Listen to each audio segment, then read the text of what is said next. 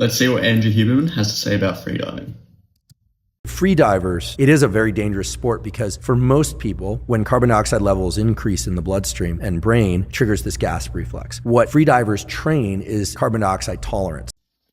That's correct. As freedivers, we are trying to train our CO2 tolerance because it is this buildup of CO2 in the body that triggers the urge to breathe. So by training it, the urge to breathe will come in later and the symptoms won't be as strong. So one way is you can do what's called cyclic hyperventilation. You do that. We do not teach this in freediving. In fact, hyperventilation is one of the first things we teach our freedivers not to do on their beginner course because it is very, very dangerous. 25 times or so. And you think, oh, you're bringing in a lot of oxygen. You are, but you're also offloading a lot of carbon dioxide, especially if you use forceful exhales. And then if you were to hold your breath, what you would find is you could hold your breath for a lot longer. Why? Because your carbon dioxide.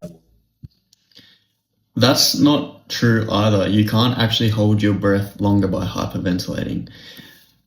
When you hyperventilate, the oxygen will increase its bond to the hemoglobin, and that means the oxygen is not delivered into the tissues.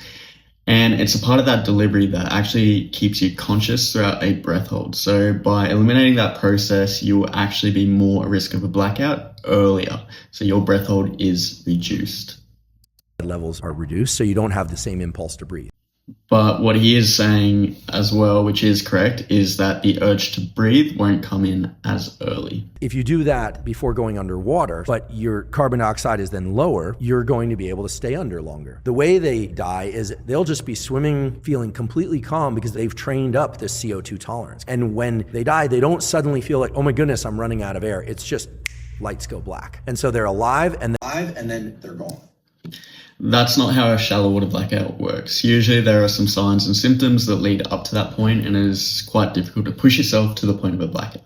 And when you do have a blackout, as long as you're with a diver who knows how to do the blackout rescue, you have this big window to be able to be brought to the surface and to recover.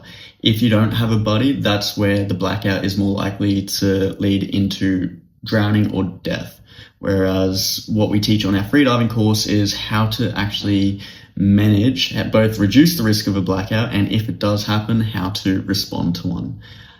I do recommend doing a freediving course so you can learn how to do things properly and get the facts from a reputable instructor.